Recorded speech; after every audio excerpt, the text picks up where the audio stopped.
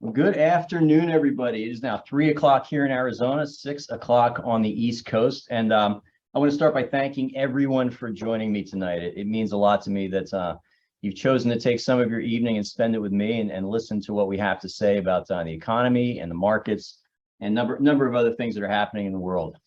I really want this to be interactive. So you might notice on the left-hand side of your screen, there's a chat feature. So any questions that you have, please, throughout the presentation, definitely ask me. I'll try to take time to address them. I'll also be taking some time sort of between each of these sections to ask questions of you and to see if there's anything that you'd like me to go into with any greater detail. And so with that in mind, again, I encourage you to ask as many questions as you want. Nothing is off limits, and let's dive into it. So tonight's agenda, of course, we've got the stock and the bond market. We've had a very interesting year, to say the least, in terms of what's happened both in equities and fixed income. What makes it really unique is the fact that, that what's happening in both these markets is happening at the same time. And I think I'm going to give you some ideas of what has been unique about this year and hopefully some ideas of where we might go from here. Then we're going to talk about inflation. Is inflation moderating? Because what was really important moving forward is, have we hit peak inflation? If we've hit peak inflation, things look a lot better moving forward. I'm going to give some indicators that might have been the case. We might have seen the peak inflation rate back in June. Then we're going to talk about the Fed.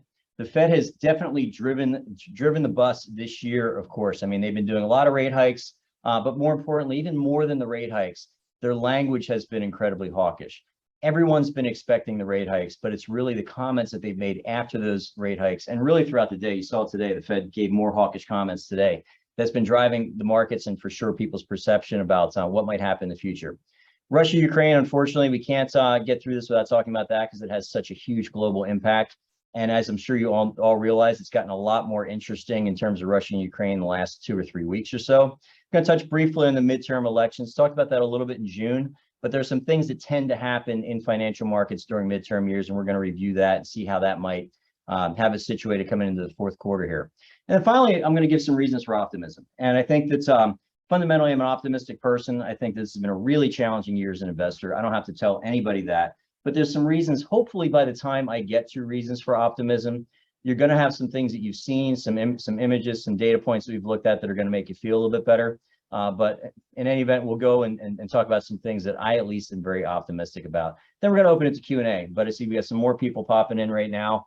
So I would say if you're not here in the very beginning, please ask questions throughout. I've got the chat box set up over here. Anything you want clarity on, anything I'm not discussing that you wish I did, please chime in and ask me anything. So let's start with the financial markets and where we stand today. Now, if it seems like it's been a really, really unique and challenging year, particularly in bonds, it has been. What you're looking at here is basically how much the yield on the 10-year treasury. The 10-year treasury is really the benchmark that every piece of debt, or almost on the entire planet, is priced off of. And what you need to know with this is when these bars here, these gray bars, are going up toward that dash line, that means that yields are rising. When yields rise, the price of the bonds falls in the open market. So what have we seen here so far in 2022? Well, we've seen the 10-year treasury rise more than it has at any point going back to the early 60s. So we obviously had some really inflationary points through the 1970s. But even in the 1970s, we didn't see treasury yields rise to the degree that they have. Now, again, inverse relationship, yields rise, the price of bonds fall. If you own this treasury, it doesn't change your cash flow. You still get your interest, you get your money back at maturity. But day to day, what people are willing to pay for that cash flow varies dramatically. So this is a record. We haven't seen 10-year yields spike this much, and it's been painful for bond investors, to be sure. To give you kind of an idea how painful at different points on the yield curve this has been, and what I mean by the yield curve is this. The front end of the yield curve is bonds maturing tomorrow, next year, a year or two, very close to today. Far out on the yield curve means 10, 20, even 30 years from now. The further out you go in the yield curve, the more sensitive bonds become to interest rates. And this will just give you an idea here. I'm looking on the left-hand side, and let's just look at this column here that says, oops, sorry about that, that says 30-year. If you own 30-year treasuries this year, your cash flow hasn't changed. You got your interest. 30 years or 29 years now in the future, expected you're going to get your money back. But the value of that bond has gone down by 31% this year. If you own 10-year treasuries, down by 16%. These are really massive moves in the fixed income market, the likes of which we haven't seen any time in recent memory. The positive news is if we have hit peak inflation, if yields do begin to move down from here, we should see this go the other way. This chart on the right gives you an idea of what the impact of a 1% increase or decrease in interest rates moving forward would mean. That same 30-year treasury, if we see interest rates go down by 1%, it's up 24%. If we see it go up by another 1%, that bond's going to lose another 12%. What we have done is we really don't own any long duration in our portfolios. Most of the bonds that we own are maturing between now and the mid 2020s. So we've kind of been more in this 5-year area in terms of our fixed income portfolios. But it's really been an ugly year for bond markets. And along the lines, this is a chart that I've showed you in the past when I've talked about stock markets, when I've talked about equity markets. And I've never used it talking about the fixed income markets, quite frankly, because it's been pretty boring. There's been no reason to bring it up until this year. But here's what you're looking at. These gray bars on top, this is the total return that you got if you own the U.S. Aggregate Bond Index. Well, what's that? The U.S. Aggregate Bond Index is basically the best, broadest measure of investment grade U.S. fixed income that we have. So think primarily high grade corporates and treasuries. So to give you an example of what you're looking at, back in 1976, you got a 16% rate of return if you own the Aggregate Bond Index, but you had a 1% drawdown. So these red dots on the bottom are maximum drawdowns. It's the maximum amount that the Aggregate Bond Index sold out from the peak to the trough at some point. You know, moving forward, obviously, pretty typically positive years. Interest rates have been falling during this period of time. That makes sense. But the worst drawdown that we'd ever seen in the Aggregate Bond Index until this year was back in the late 70s. You had a 9% drawdown in the Aggregate Bond Index. Still ended the year positive, but a 9% drawdown. This year, the Aggregate Bond Index has been down as much as 15% and still sits down about 14%. We just haven't seen this. This is something that's been very this is a chart, again, there was never a reason to bring up this chart until now, but now it really matters because we're seeing way more significant moves in the bond market than we've seen in the past. This chart I've showed you before. This is basically what the S&P 500 peak to trough again over time has been. Again, gray bars on top, that's the total gains in the S&P 500. These red dots on the bottom were maximum drawdown during that year. Let's look pretty recently here in 2020. At one point, we had a 34% decline in the S&P 500 from peak to trough when COVID hit. Still ended the year up a respectable 16%. Year to date, S&P 500 is down about 24%, and we're not quite at the max drawdown anymore, but pretty much right there. This volatility, it's a lot even still for U.S. equities, but we've had this in the past. The bond market's been a completely different situation. So are we done with this yet? The first quarter I asked, should we be worried? And I said, yeah, we probably should a little bit. Didn't have a crystal ball in terms of how much. And the second quarter I asked, are we done yet? And excuse me, I said, no, probably not. But we're getting closer. I do believe we're getting closer. What we're looking at here, this is a pretty good breadth indicator. What this means is looking at the NASDAQ 100, for example, what percentage of stocks are trading above their moving average? All you really need to know for this is that if you see lines here on top of the chart, a lot of stocks are making new highs. The market's doing well. The market's making new highs. But eventually, markets get oversold, which is what's happening now. So we've got, by this indication, we're looking at oversold levels that are back to what we saw at the bottom of COVID, that are back what we saw at the end of 2018. If you remember, the S&P was down about 20% then as well. Back in 2015, 2016. You really got to go back to the financial crisis again to see levels that were worse than we'd seen here recently. But by this indicator, it gives you an idea that selling should be pretty exhausted. And at least in the past, when this indicator's gotten this negative, you're pretty close to bottom. Another really interesting stat, this guy Tom Lee, he's got some cool research. The NASDAQ went no bid on September 13th. So what does that mean?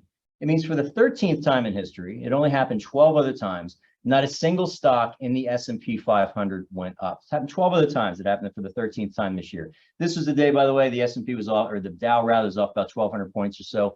Every single stock listed on the NASDAQ went down. It just doesn't happen that much. The other 12 times that has occurred in 12 months, median gains have been about 21%. And the few times where the NASDAQ has already been off by 25% or more, which it was in this case, median gain was 64%. Does that mean that that's going to happen 12 months from now? No, but I'm going to add it to some other data points that show you that, you know, when you hit these kind of extreme levels, the risk reward of being in these markets tends to be a lot more favorable now, for sure. And here's something I showed you again back in June. Back in June, if you remember, I think it was June 16th was the last time we did one of these. The S&P, by the way, is trading 50 or 60 points higher than it was back then in June. So we're even slightly off that lows. But this is consumer confidence. And why is it important?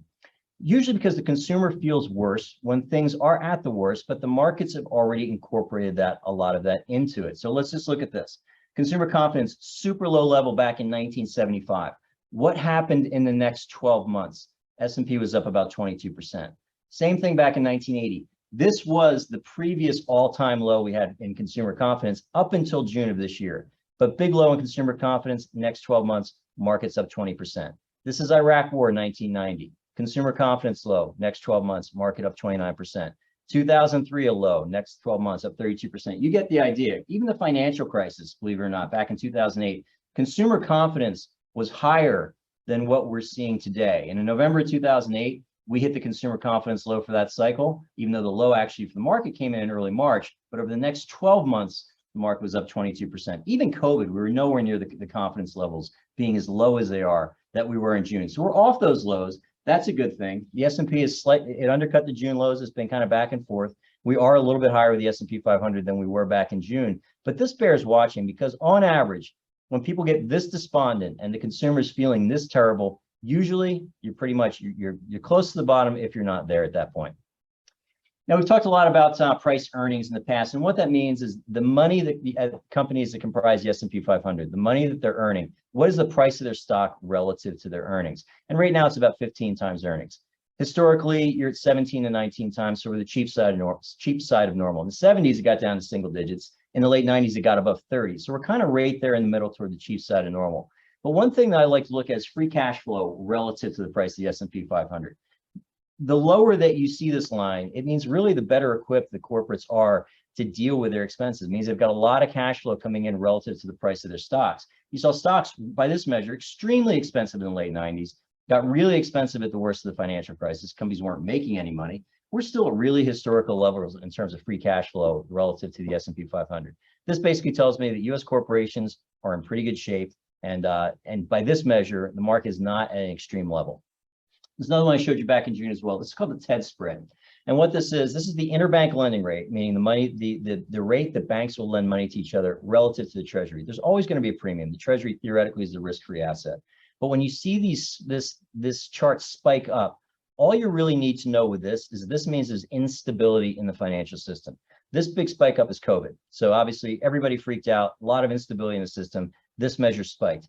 If I carry this chart back to 2008, it's off our screen. It's off the page. It was so much higher. And here we've got some levels here that are elevated, but they're not out of control. Because what I'm always concerned about is there's a systemic problem anywhere in the system where banks begin to fail. That's the kind of thing that scares me. And this is, you're seeing some bouncing around here. It's definitely worth looking at, but at the same point, it's under control right now. Now, threw a lot of data at you. Before we get into really kind of the big thing, any questions, any comments as we've gotten through that first set of charts? Again, please, anything that you guys have that you would like to see me address, definitely let me, pulling up in the screen here. Okay. Yeah, let me know, please. Ask as many questions as you want. All right, let's talk about inflation. So obviously a big deal. It's driving Fed policy. It's impacting everyone's budget. It's making harder for corporations to plan for the future. So where do we stand today? Well, we came through this really wonderful time from pretty much 1990 up until 2020, where inflation, generally speaking, was really subdued. It was really low. As anyone can attest to, it has spiked significantly this year. We're back at levels we haven't seen back since the 1970s, maybe 1980, 81 or so. And so that real number, that inflation number peaked out in June at 9.1%. So far, that's been the peak. We have not seen a peak higher than that so far. But this is what has everyone concerned. So people it's what people are concerned about, obviously, their own budgets. It's what the Fed is concerned about. It creates a lot of uncertainty in the financial system. Well, let's look at a couple things here. What we're looking at now is money supply versus inflation. And there's some correlation there. Money supply is basically in this this white line here, if you carry across. This is growth in money supply. Money supply usually grows about 5% or so. What you saw when COVID hit, government takes these historic measures. They literally helicopter money into the system, dump it into the system. We see the money supply spike up. We see inflation very closely follow it. But look at what the money supply has done since then. Money supply has basically contracted back, the growth of the money supply rather has contracted back to where it was pretty much for the last almost 20 years or so. We're right at these same levels. You're not getting extraordinary growth in the money supply anymore. Now, will inflation roll over and follow? That is the big question. I'm going to give some points of data here that suggest maybe that's going to be the case. So here's what comprises inflation. The peak number again that we saw was in June, up 9.1%, huge number, and numbers we haven't seen for 40 years or so. Built into this number, we have shelter, housing, for example. We've got restaurants, hotels, transportation, things like that. Other encompasses a lot of other stuff, obviously. Food at home, it's what you're paying at the grocery store. New and used vehicles, we all know what they are. And of course, energy, big giant component. So if we kind of look under the hood a little bit, what is happening with these components in currently today, and how's that going to impact potentially what might happen with inflation in the future? Let's look at homes first of all. Home sales are falling now. So the question is now, what are prices going to do? So here's what we're looking at. This dark blue line, this is home sales. Fell off a cliff during COVID. Everybody freaked out. Nobody did anything. And then it roared. It got crazy because you have people remote working, wanted to live in the house, they wanted to live in remote working, relocating to places around the country that pre-COVID they never could have lived in. So what happened as sales spiked up? Well, really predictably, the price of houses also went up. But what this chart tells me is basically sales have fallen back to levels below where they were before COVID. Sellers, or the buyers rather, have figured this out. The buyers have talked to their mortgage broker. They see what 6.5%, 7% or more interest rates do to their buying power with a house. They figured it out. They're backing off in the market. The sellers haven't figured that out yet. They're starting to lower prices, but prices are going, particularly with the rates staying where they are, prices are going to probably come down. So that's one thing that is deflationary moving forward. Let's look at labor demand. I really want to focus on this chart here on the left. So what you saw, labor demand pretty strong. The higher this number is, the more labor demand there is. That's basically what you need to know. Falls off a cliff like everything else during COVID, and then it rips. It absolutely catapults higher. What this was economies reopening. Employers need workers. Workers are sitting at home and saying, you know, I kind of like sitting at home. I'm not gonna re-enter the workforce. There's a lot more jobs than workers that were willing to fill those jobs. You're starting, and this basically gave the people that were in the workforce a lot of pressure in terms of seeking more wages. This is starting to roll over. You're also seeing a lot in the news about people that, or companies rather, that are either freezing hiring plans or maybe even potentially laying people off in the future. You are going to see this labor demand diminish. As that happens, that is also deflationary. We all remember reading stories about used cars. Used car sales rocketed because factories were closed. We didn't have new inventory in the dealer lots. That's changing now. So what do you see? You see used car prices, again, rolling over. This is deflationary. And let's look at this one. This is industrial commodities. So a lot of the stuff that we're buying now, these are products that were made with input costs from, 7, 9, 10 months or so ago. So what is happening to those input costs? Let's look at steel rebar here. Steel rebar, right here, this is, again, COVID. We come out of COVID, prices skyrocket. They're back to pre-COVID levels. Down on the lower left, I remember reading a lot of stories in the end of 20 into 2021. Home builders are going crazy. They need lumber, but they can't get lumber. The lumber is too expensive. Well, you see post-COVID, price of lumber rockets, and then falls off a little bit, rockets again. Now we're back to pre-COVID levels for lumber again. Iron ore, same thing. The commodity rockets, it comes back to normal. Aluminum, same thing. Commodity rockets, it comes back to normal. These are kind of the same charts. And what this says, these core industrial commodities, they're back to levels where they were before COVID hit. This is also deflationary. And then let's look at supply chains. How many times do we remember seeing stories? The tail end of 2021, you had 70 ships off the port of Los Angeles waiting to unload. Supply chains are messed up. People can't get stuff. You ad infinitum, you know the stories. Well, this is delivery times on the left-hand side. What you need to think about when you look at this chart, the higher this line is, the longer it's taking people, manufacturers, everyone else to get their stuff. Bam, falling back off a cliff again. I'm not showing the Baltic Dry Index. That's the cost of shipping. That's fallen off a cliff. All of this stuff is coming back into normal ranges, which is deflationary. Here's input costs, okay? Both input and output prices, bam, all falling off a cliff. There's a lot of things happening in this economy that are deflationary. Now, how the Fed is going to react to that, we're going to find out. And let's talk about the big ones. So the price of oil. Always been a really volatile asset. This is nominal dollars. This isn't adjusted for inflation or anything. 2008, you had $145 oil. By the end of the financial crisis, you had $33 oil. We hung out here around $100 or so up until about 2014. Fracking revolution hits in, wham, prices head back down. 2016, $26 oil, and it really kind of hung around the $60 level up until COVID. At the bottom of COVID, a barrel of oil, if you would take physical delivery of it, You get oil for $11.57 a barrel. This is Russia, Ukraine here. We had this massive spike up. Now we're about 80 bucks or so a barrel. It's a little higher. This chart's about 4 or 5 days old. Last 3 days, oil's rallied quite a bit. It's mid 80s or so now. But again, oil is off the highs. Now, I think that the key is obviously what happens geopolitically, what happens in Russia. What we do here at home moving forward is really going to impact the price of oil as well. And this is a big contributor to inflation. This one, everything else I showed you is deflationary. This one is a not sure. And one of the reasons it's a not sure is because drilling permits, we're not issuing drilling permits. You saw actually Obama was one of the most aggressive in issuing new drilling permits. We got the fracking revolution under Obama. Trump kind of continued that along. This administration is not issuing new drilling permits. They're down by about 90, 95% in terms of new permits.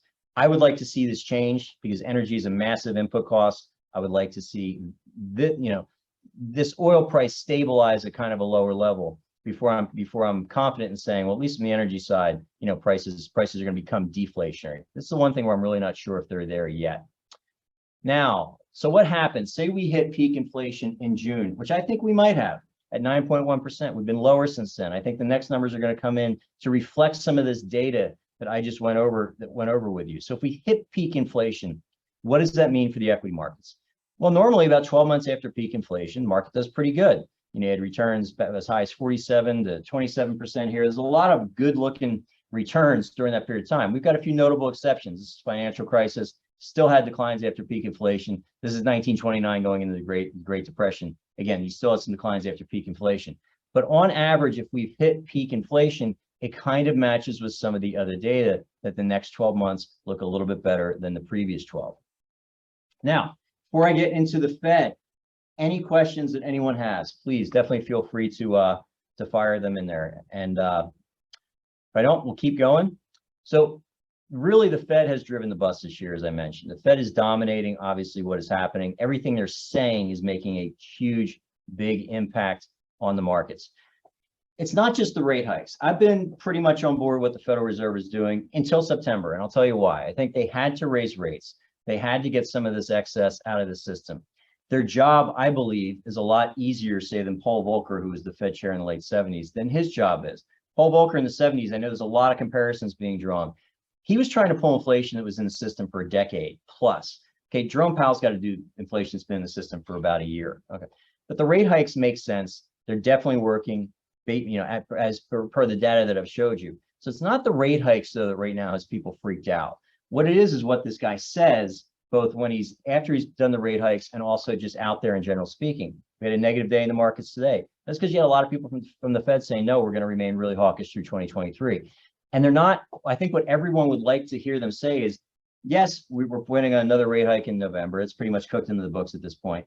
But we are going to look at the data and we're going to give ourselves the opportunity to be flexible. They're not doing that. So think about less what the Fed does is making an impact and more what they say.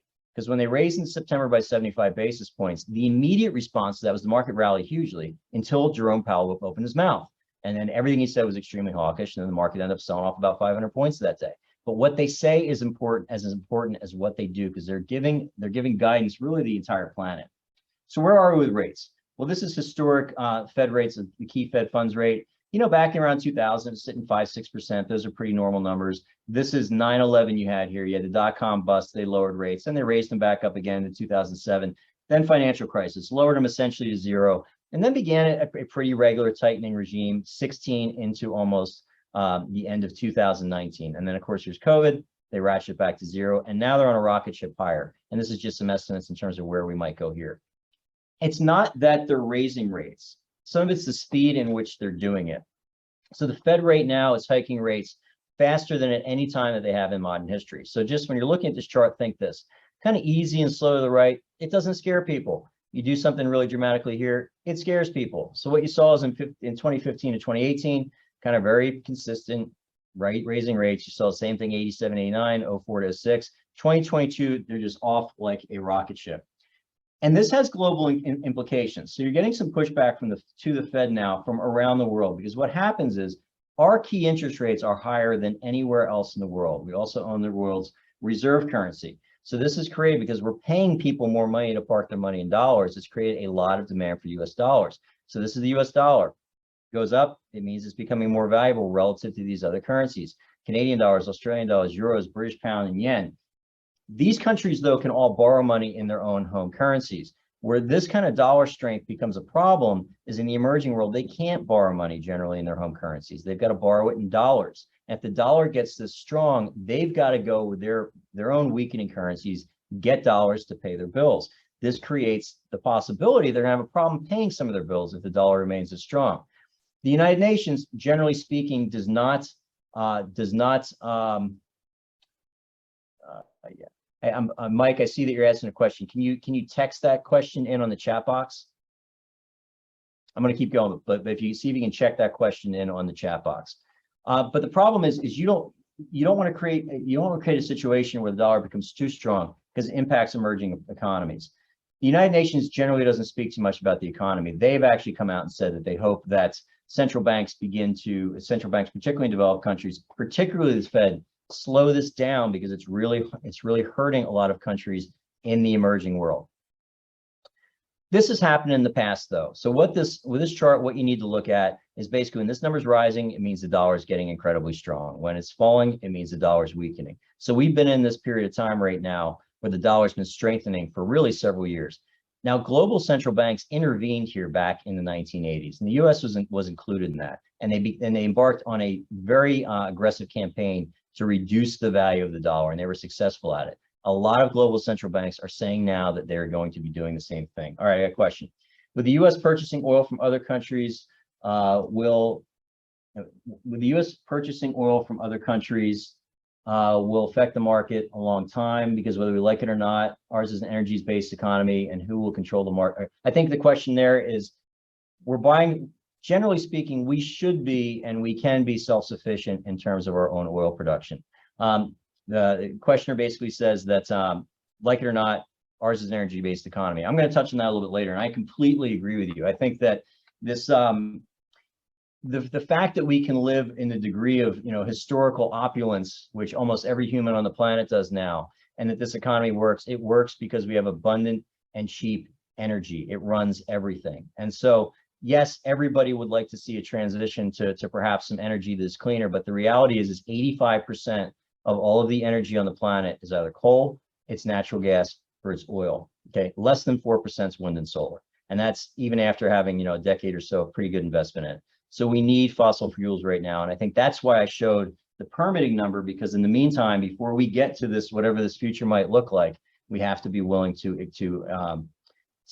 use our own resources right now, and again, not be dependent on foreign countries for our energy, because we don't have to be. The United States is the largest oil producer on the planet. We produce the most gas on the planet. We have everything that we need from an energy standpoint so it wouldn't matter as much what's happening around the world. I hope I answered your question. If I don't, you can definitely follow up. All right. This has had a big thing to do with obviously everything happening in the energy markets. We're going to talk a little bit about Russia, Ukraine. Because right now you've got, obviously, we talked about inflation. We talked about what the Fed is doing in response to inflation. This is kind of really the wild card, because markets don't like uncertainty, and this is a pretty uncertain situation. And so I think the question everyone has is, how do you price the risk of this conflict over there? How does that factor into what's happening around the world? So we're going to try to look at that real quick. So, like it or not, the U.S. is very invested in the outcome between Russia and Ukraine. This is military aid to Ukraine from countries around the world. Nobody comes close. So essentially, Ukraine may be fighting the war, but they're doing it with our dollars. So we have a vested interest at this point, at least, to see this conflict resolve itself, I guess, in a way that would make this investment worthwhile to the United States. But there's some other players as well, other players that really have an invested interest in this as well. So you're looking at Vladimir Putin over here. This is Prime Minister Modi from India. This is Xi, chairman in China. Now, this picture was taken back in 2019. Happier days for these three guys. They used to be very close. They were forging a very tight alliance. More recently, about 3-4 weeks or so ago, the BRICS countries had a summit. All three of these men were there. Putin very heavily got the cold shoulder. Now, both of these guys, their countries have benefited by having access to some discounted Russian energy. That is true, but the economic impact to both of these two countries has been really dramatic. And up until the events of the last couple of weeks or so, there was an enormous amount of pressure on Putin to go and try to find some kind of a resolution to this. And here's why. So this is India. Left-hand side, this is their GDP. It's falling. They need functioning global economies to continue to grow. They've got 1.3 billion people that they have to feed and keep kind of calm and happy. They need the economy to grow globally. The more uncertainty that we're inserting into the global economy, not good for them. This is China on the right. All right, this is a country that was used to a while for growing close to 10% or so, if not more. This is their growth all the way here on the right. They may not grow this year. Now, some of this is self-inflicted. They've tried this kind of zero COVID policy, which, quite frankly, really hasn't worked. It's been kind of startling that they continue to stick with it, but they have to get growth. They're having as many debt issues as we have in our country. China has extraordinary debt issues. The yuan, their currency, has basically been falling through the floor in the past year or so. They've had to very aggressively go and add liquidity into the system to support their currency. These two countries where 2.5, 2.6 billion people need to have growth. They need to have a stable global economy. These two guys know this. They want this guy to stop doing what he's doing. It looked like we might be getting something close to that. And then we get this. So, peace deal, obviously at this point, is complicated by anything that particularly by the Russian annexation that's just occurred. So what you're looking at here is, these 4 provinces here on the right, this is what Russia just annexed. On a positive side, they have not even been able to determine what the borders of these provinces are yet. So there's nothing really legally binding to this. But this is the area that they're trying to annex. Crimea, they annexed back in 2014. But this complicates things, because now, according at least to Putin, any attacks in this area is kind of an attack on the Russian homeland. The other big complicating thing that happened a couple of weeks ago is Nord Stream sabotage. What happened here? Who knows, but it definitely complicates the situation. So what's my hope with this? Is there's not really an easy way to price the risk for what is happening in Russia, Ukraine. If, and I don't know that this will happen, if we see anything resembling a ceasefire, some kind of a deal, something gets struck to take the heat off that part of the world, you're going to see an incredible relief rally. And that's what I hope happens. I hope that cooler heads prevail. I hope that an off-ramp is provided for everybody involved. There has to be a way for people to get off this train and do it in a way that saves face. I mean, even back during the Cuban Missile Crisis, yes, Kennedy got Khrushchev to take his missiles off the island of Cuba, but he gave up all his Jupiter bases in Turkey. So there was 2 sides to this. U.S. gave something up. Russia, at the time, the Soviet Union gave something up. Let's hope, and if you're praying people, let's pray that cooler heads prevail. An off-ramp is provided that allows everybody involved to save a little face. That may not be a popular opinion, but that's for sure mine. All right, and before I get into even a more interesting topic of conversation, any questions on that? Hey, definitely feel free to chime in with anything. Everything is on limits here. All right, so midterms. I talked about this a little bit in June. I'm going to buzz through this real quick. I'm going to reiterate this. So this is basically what occurs during midterm elections. What you find is that midterm elections tend to be really volatile leading up to the midterm elections. So this gray line is all of the years. Markets tend to go higher over time. The market every other year tends to go higher over time. Midterm elections, actually, by the time you come in the election, you're kind of flat to down 1%. Obviously, it's a little bit more this year, but very volatile historically coming into midterm elections. What you find is once the election is over, the market tends to really rally after that point.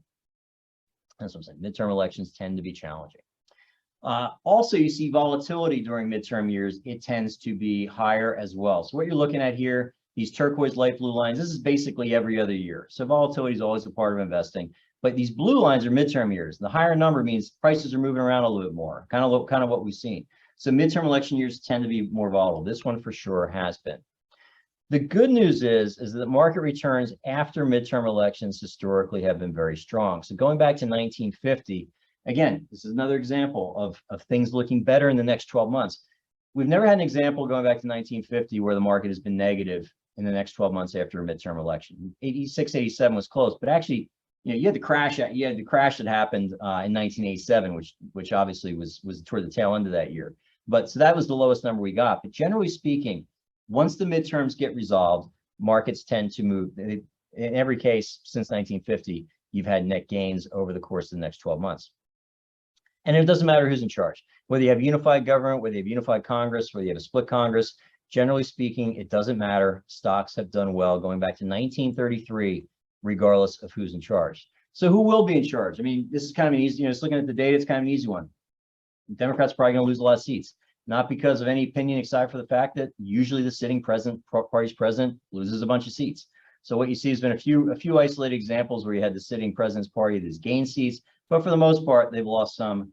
In some cases, they've lost a lot. The split's really tight, as we all know in DC. Good chance that the Republicans probably take majorities, at least in Congress, probably in both the Congress and the Senate. So, any question about the midterm elections before I try to wrap this up by channeling some Bob Marley? Any other questions? Please feel free to ask anything that you've got. All right, so channeling my inner Bob. Let's look at this. 3 reasons for optimism. We're bombarded with news. I know I'm kind of a news junkie. I look at far too much of this myself. But realistically, the world that we are living in today, you can't even compare it to anything that our ancestors or the people before us that came up with. You know, I turned on my TV in the last week or so. What do I see? I see absolute, complete devastation through Florida. Fort Myers is mowed over, everything else.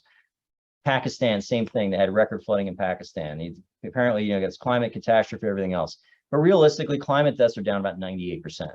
You've never been safer as a human being on this planet from anything climate related than you are today. Life expectancy, back in 1900, you might live 35 years. Now you're up beyond 7 years old. Life expectancy is radically improved. And through all this, you know, if you were a human being living in 1850, it's probably a 90% chance you were living in some measure of extreme poverty, wondering where your next meal was going to come from. It's inverse now. About 10% of the population of the planet is living in extreme poverty. All of this means humanity advances, things move forward, things get better. I look at these charts and I honestly think you turn on the news, it feels tough to believe it occasionally, but this is the best time in humanity by far to be living, no question about it. And there's a lot of talk about ESG. I was going to talk a little bit more about that. We got one question about energy earlier on. You know, energy is vitally important. I just quite frankly, I come across as an apologist for fossil fuels occasionally. We need them. It's just the reality. If you want to, hopefully we'll get to some point in the future where you look at fossil fuels and it's like basically, you know, burning wood or coal or something like, you know, or burning our oil addiction will go away. But we're getting really close to that. All right. So I want to talk a little bit about fusion and carbon capture. And it's just something I came across that, again, to me is extremely optimistic, because what happens, cheap, abundant energy has led to the elevation of humanity, arguably more than anything else has in history. So what are we looking at here? Well, nuclear power, as we know today, is fission. It's splitting the atom. Makes a lot of energy, really dirty. You get toxic, you know, radioactive waste at the end of that. Fusion is very different. Fusion is basically merging 2 atoms. It creates a plasma plume, which is what you see on the right, an enormous amount of energy. It was always viewed as being something we couldn't do, because once you get that plasma created, you can't control it. What they're doing now is using artificial intelligence to control these reactions. So in South Korea, in China, over in the UK, I think also in Germany, they're getting controlled reactions in this now, way faster than anybody thought that they were. There's a couple hundred companies now that are invested in bringing this forward. If this happens, if this comes to pass in 10, 15 years or something, any questions about who has the energy, who has the oil, where they're selling it, it becomes completely and totally irrelevant. It doesn't matter anymore. You have free, abundant, almost completely limitless energy that has no impact on the environment. This is going to come. Humanity moves forward. Technology moves forward. What we're getting in terms of the use of artificial intelligence to make some of these things possible is absolutely stunning. So all the concerns about energy that we have right now today, I think they're going to be a moot point. Will they be next year? No, but at some point they will be. Then you've got carbon capture. So if there's a desire to pull some of the carbon out that's been put in over the last couple hundred years of industrialization, you're going to get that out too. The future looks really good. We are in a, admittedly, a little bit scary time right now, but the future looks excellent. And I thoroughly believe that, you know, you have a couple choices, and this is how I'm going to wrap it up into investing. You have these markets that we have right now. We've had a couple hits in the last few years. You had obviously COVID in the beginning of 2020. You got this year, all the way around, it's been pretty brutal. But you have a couple choices. You can stick your cash in the bank, and that's completely fine, and not get that much. You can bury it and not do anything with your money as well. Or you can believe investing is a fundamentally optimistic exercise. You can believe that human beings will continue to innovate. You can believe that people will continue to invent things, that life will continue to get better, that the trajectory of humanity is going to continue to increase. If you believe that, which I do, despite the news cycle and despite all the very real stuff that we have going on right now, there continues to be a lot of opportunities. So I hope that hopefully I gave you some things to think about today. If you have any questions, please fire in. We got quite a bit of attendees here, but very few questions. So I want to open it up, and I'll give it about 5 minutes or so, and if you don't have any questions, then we'll go from there. But please, any question Any question you might have? I'll give it a few minutes. I'll give some other thought. Here we go. As a person living close to retirement, living off accumulated wealth, I try to avoid fear, but I hear that fear of wealth loss is a hot topic right now. How can I make sure that I have a balanced portfolio of stocks, bonds, cash, property, precious metals? Fear. There's an interesting study that was done. This was done back in 2007 by a company called Alliance Bernstein. They interviewed, and this is going to answer your question. They interviewed about 250 families. The number one concern among these 250 families, this is even before the Great Recession, so we hadn't had that impact yet, was that they were going to lose money. Okay. This is back in 2007. The average net worth of each of those families was in excess of $75 million. So it doesn't matter what people have and what they've got saved up is all relative. Every single person, regardless of where they are in terms of their working cycle or life cycle, there is some fear for sure of losing their wealth. Now, to the other question is, how can I have a balanced portfolio of stocks, bonds, cash, property, precious metals? What's been extremely painful this year is that typically, if I had a market where I told you the NASDAQ is down 35%, the S&P is down 25%, my bonds have probably given me something. My bonds are probably flat to up a little bit. They're paying me some income. Now, this year, your bonds are still paying you income if you're holding to maturity, but on paper, they're being marked down because what people are willing to pay for those bonds is considerably lower. So you've got a double whammy here. In terms of precious metals, you know, my thinking on my feeling on precious metals is this: is there's assets that are kind of they're insurance assets. They're assets that you hope you never have to use, but if you have some, you're kind of glad that you do. In terms of metals, can't tell you to buy them or not buy them, but I do think that there's a place for them. I think that it's what I don't like about gold is it sits there, it does nothing, it doesn't pay you, it doesn't do anything. What I like about gold is it sits there and does nothing, and it was worth something 1,000 years ago, and it'll probably be worth something in 1,000 years. So I think that there's a place for metals as well. Property, your house, obviously for many people is a huge asset also. All right, we got a couple more questions here. How do we adjust $31 trillion in debt to the performance of the market, which the majority of our 401k money is invested in? At some point, the market has to address the issue. Yeah, we have $31 trillion of debt, and so here's basically the option: either the federal government pays it, or they inflate the value of it away. If they inflate, we're getting to the point in terms of the levels of debt, not just in the United States, but pretty much everywhere on the entire planet. The EU is in the same boat. China's in the same boat, where they're going to have to try to. We rather have to have policies in place that grow the economy fast enough where over time you can begin to pay that down. We actually did see that in the late 90s. You had the percentage of debt to our GDP. Debt continued to grow up to go up through the early 90s. It actually went down a little bit in the late 90s, but the economy was growing so fast that the percentage of that debt relative to what the country was producing went down and down and down. That's really the only way out. So we have to have policies in place that will grow this economy much, much faster than we are right now. And basically, they've got to put the pedal down on economic growth in order to get out from that. The other option is they monetize it. They print dollars and they monetize it. If they did that, then you don't want to own cash. You know, then equity, every market that's gone hyperinflationary, whether it's Venezuela, whether it's Weimar Republic, Germany, whether pick a disaster scenario, the equity markets have gone parabolic because all the money's flown. The money that was being created to pay off that debt, it floods into something, and it tends to pretty heavily into physical assets or the equity markets. But it's a problem. My opinion is we're at debt to GDP levels right now that we were at the end of World War II. Debt levels never really went down, but for the next 40 years, the economy grew so dramatically it didn't matter. So imagine you're making $500,000 and you have $500,000 worth of debt. That's a big deal. But if you're making $500,000, or rather, you have $500,000 of debt, but you're worth $10 million or something, it becomes less of an issue as a percentage. I don't know if that makes sense, but it's definitely a big issue. Next question, big question. What do we profit from the coming upswing? Well, you know, we as clients that are here know, we haven't been trading these markets, and I know that's gotten a lot of people very frustrated. But the reason is it's based. Everything I'm doing is based on some degree of history. Your average recessionary bear market is down about 25 to 30%. We're pretty much there. It lasts about 9 to 12 months. We're pretty much there. If you've hit that bear market low, goes up about 16% off the low in the first 30 days. I gave an example in June we talked where it took 14 months for the bear market to finish itself when Paul Volcker was tightening. The market was back at old highs in 88 days.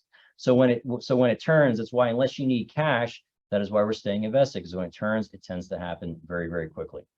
Another question: has there ever been such a constellation of world events contributing to the financial market instability, especially the effect of the war? I mean, we were pretty close to nuclear war in '63. We had a global war in during World War II. You had a global war in the late 19 teens. I think there's quite a bit. There's quite a bit going on for sure. I think that the one that concerns me most is definitely Russia Ukraine, because I don't know how you price the risk that doesn't go completely sideways. But I think that there's throughout the history of the world, there's been a lot of examples of this. I think what is very different now is we experience it and see it on our TVs every single night. Okay, there are opportunities when the market go up and down. Why do we only take advantage of why only take advantage when the market goes up? The primary reason for that is if you can make money in asset classes when the market goes down, okay, but your risk is infinity. And here's what I mean by this. Let's say a stock is trading at 100, okay. If it goes down to 0, your maximum gain is 100. You know what that is. What if it goes to 1,000 and you shorted at 100? Your risk becomes infinity. You have an infinite risk by doing that, by shorting the market.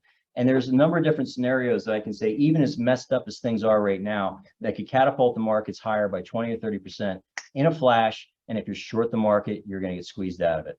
One example would be this. What happens if the world de-dollarizes, where all of a sudden trillions of dollars that are held by central banks around the world come home to the United States? What would happen? You will see every risk asset class skyrocket because that money has to go somewhere. I don't want to be the short side on that trade. The other example is about 75% of the time the market goes up. So I'm going to play the odds there as well. If you view the market as a sense of letting time in the markets do its thing, the probabilities work in your favor for sure. Another question: how do you stay on top of what Jerome Powell and the Federal Reserve says?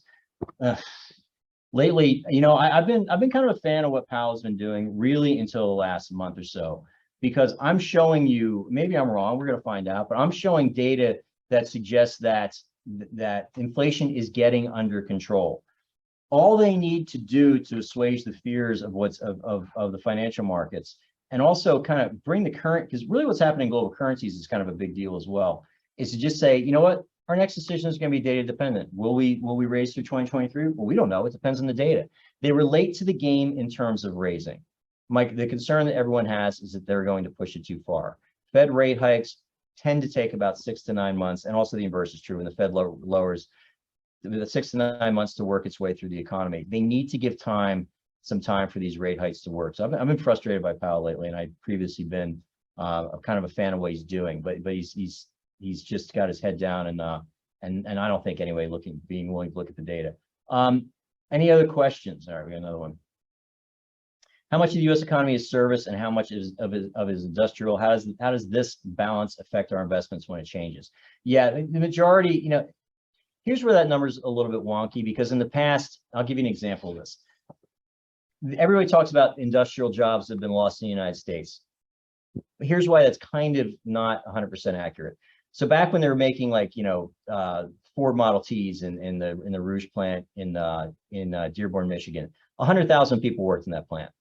Where that plant sits today, they make F-150 pickup trucks, still the #1 produced vehicle in the United States. About 2,000 people work there, because you got robotics, you got machinery, and everything else. So basically, by my math, that means that industrial employment went down by 98%. Well, it didn't really, because we're still producing more stuff. Another example is a lot of these big industrial firms, in the past, they'd integrate a lot of the service-based stuff, like say they're cafeteria workers and things at the plant. They integrate a lot of that into their own payroll. Now they just farm it out, so it's not part of their core businesses anymore. And so I think the numbers, the industrial numbers that we have are way less than really what they are in terms of the impact on the economy. Now, to answer your question in terms of what that means from an investment standpoint, one area we're a little overweight, generally speaking, in industrials. It's not a huge, it's about 12-13% of the S&P. We're a little bit more than that. But I'm really optimistic of what this, if we can get through this rough spot. Let's look at what we've learned in the last 2 years or so. COVID hits, Russia, Ukraine hits. All of a sudden, this trend we've been in for the last 30 years plus has been, let's offshore everything to save 3%. Now people realize that having supply chains spread as thin as they are around the globe is actually really, really dangerous. And so there's a push to bring those jobs back home. The other thing we have, China, they're going to have a shrinking population very soon. They're not a replacement. Europe, forget about it. I mean, Europe, particularly their energy policy, they're deindustrializing like right in front of us right now. even with our energy policies not where I want it to be, but we're still in a far better place than the rest of the world. We also got a younger workforce. We've got plenty of workers. We've got plenty of land, not so much in the Southwest, but around the Great Lakes, you got plenty of water. I mean, this country is absolutely poised for an industrial renaissance. And do not take this as investment advice because it's not. But for the first time, I've actually been looking at steel stocks, to be honest with you, because I'm like, if you want to make steel, do you want to make it in Europe? No, not a chance. And we actually probably make some of the best steel in the world here. So that's a great question, though. My opinion of the CHIPS Act, wasn't a fan. And the reason for that CHIPS Act was basically there's three big pieces of legislation that passed over the summer. One was the CHIPS Act. Supposedly it was to promote building fab plants, semiconductor fabrication plants back here in the United States. And so, like everything else the Congress does, it was a $250 billion bill with $50 billion of it to its intended purpose, which is to bring these chip plants back to the US. The reason I wasn't a fan of it is that first of all, before the CHIPS Act, in the last year, you had over $90 billion worth of new fab plants that were launched or broken ground in the US anyway. Here in Arizona, Taiwan Semiconductor, huge big project that's happening up in the North Valley. Intel's got 2 fab plants going up. You have Samsung, I think, in Texas, building like 7 or 8. So without the federal government having to do anything, I mean, companies, generally speaking, are pretty smart. They kind of recognize, you know what, maybe we don't want to be so tied to Southeast Asia here. Maybe we should build a fab plant in the United States, which, despite our problems, is still the safest place we could probably be doing business anywhere on the planet. And they were doing it already. So why spend $250 billion of taxpayer money, put all the strings attached that people were doing anyway? I thought I was not a fan of the CHIPS Act. I know that a lot of people in the tech world in Arizona disagree with me on that, but you asked me my personal question, that was it. Another question, Nord Stream pipeline issue increased my awareness of what it might look like if the internet goes down. If it goes down and we lose access to information, what would that mean? Does Raymond James have a protocol for such a scenario? That's a really good question because, you know, you look at Nord Stream, what happened, who did it? Hopefully we find out. Hope it wasn't us, but you never know. And so what would happen if we all of a sudden saw other big sabotage type things like that? And the big one they're talking about is undersea cables. So we've got all the data that's transmitted back and forth across the Atlantic Ocean, of course, the Pacific. So what happens if you cut those undersea cables? The other question would be, what kind if you put some kind of malicious, you know, some kind of virus in through the system? And, you know, those are all big legitimate questions. I will say this in terms of Raymond James. Yeah, when you go down to St. Petersburg, there's 5,000-6,000 people at the home office down there. And it's actually really impressive. They've got there's a floor that's dedicated to cybersecurity. And it's literally like walking into like NASA or some damn thing. I mean, you've got there's blinking screens everywhere. There's threat assessments everywhere. I mean, they are really, really on top of that. So yeah, I mean, the data is all, the redundancy of the data is unbelievable. The protections that Raymond James has on that data is also unbelievable. And in terms of their exact protocol, if you want to email me, it's an anonymous question. But if you want to email me, I'll get a statement from Raymond James in terms of what it is. But having seen what they do firsthand, I would say that it's very impressive. Great question, though. Any other questions? These are all really fantastic questions. So thank you for giving us information, answering our questions. My pleasure. But yeah, please, you know, I'll hang on here for as long as you keep asking questions. I'm definitely and can't say I'll be right with some of my answers, but I'll do my best. But yeah, I'll kind of just wrap up here unless I see some more questions come in. But you know, I think that I know that everyone is feeling extremely, you know, concerned about a lot of things that are happening in the world. And a lot of that, and I agree with that. I mean, look at what, as a society, not just in the United States, but around the world, we've been through in the last 2.5 years. I mean, you had, you know, I look very nostalgically and favorably back in 2019. It was like, you know, wow. You know, you think about you know, how kind of naive in some sense you were based on things that could happen in the world. Now, if you had to ask me a question, would I go back to 2019? Not a chance, because I wouldn't want to go do 2020 again. But, you know, here we are right now. This certainly wasn't the first pandemic in human history. It won't be the last. We've got a very bad war in Europe that I pray every night. I'm an old-fashioned guy. I pray we don't get deeply involved in to a greater extent. Which is obviously, you know, we see it on the news. It's in our bedrooms. It's in our houses every night, which is obviously concerning. But again, I'm optimistic, and I think that the catalyst, one of the reasons that I put this together, at least saying, you know, the reasons for optimism, is if you look at all the big drivers of what's occurred economically and in the financial markets this year, it's been basically Inflation. There's some indication that hopefully inflation's under control or getting under control and we're beyond peak inflation. What the Fed's doing, that one, hopefully they're going to look at the data and say, you know what, we're past peak inflation. We can at least reduce our rhetoric. A couple more rate hikes. I think they have to do it, but they can reduce the rhetoric. The wild card's Russia, Ukraine. If you ask me one thing that concerns me the most, that's probably it as well.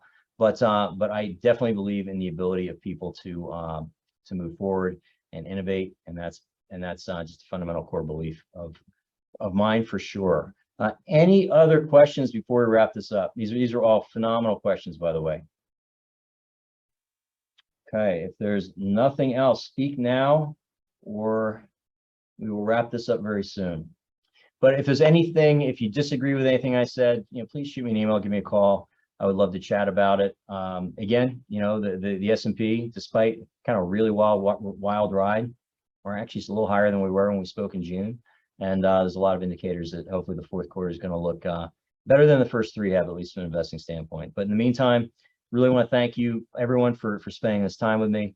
Again, any questions you have, please reach out to me personally. I would love to answer any other questions. And we'll do this again in Q4. And hopefully the numbers that we're looking at continue to at least look better and better and trend in the right direction. So with that, thank you guys for joining me. And if there's no other questions, we will sign off. All right. Take care, everybody.